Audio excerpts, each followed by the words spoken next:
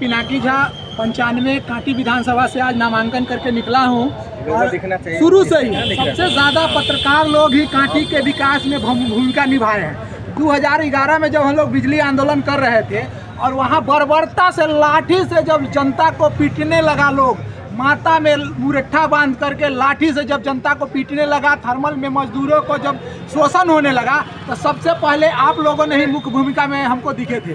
हम तो जेल चले गए और उसके बाद में जो कांटी में बड़ा आगजनी हुआ, बहुत बड़ा आंदोलन हुआ, तो वो आपके माध्यम से देश दुनिया ने देखा है और कांटी के विकास में आप लोगों का बहुत बड़ा भूमिका रहा है। तो इस बार हम लोग फिर से नॉमिनेशन करके आए हैं। जैसे कांटी में बड़ा आंदोलन हुआ था, इस बार भी लोग हमको बहुमत से वोट दे करके जिताने वाले हैं। खास करके हम जो चुनाव लड़ रहे हैं, तो अब की बारी पहुनी पेशारी, ये हमारा नारा है, जिसमें हमारे जो साथ में है 1,83,000 वोटर हमारे साथ है।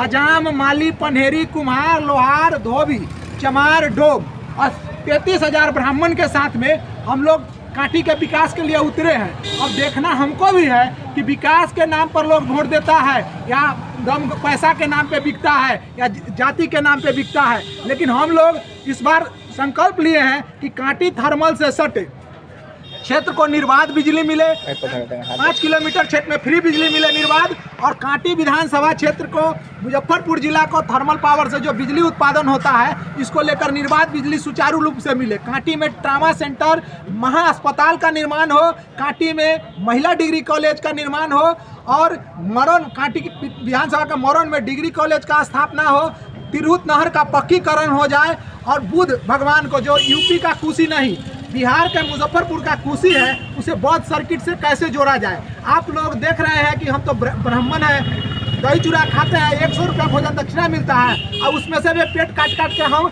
बुद्ध भगवान का कई गो मूर्ति लगाए हैं, सब चौराहे पर लगाए हैं कांटी में। तो इस बार हम चाहते हैं कि जनता का आशीर्वाद मिले, आप लोगों का भी प्यार मिले, ताकि कांटी का विकास में कुशी को बौद्ध सर्किट से जोड़े।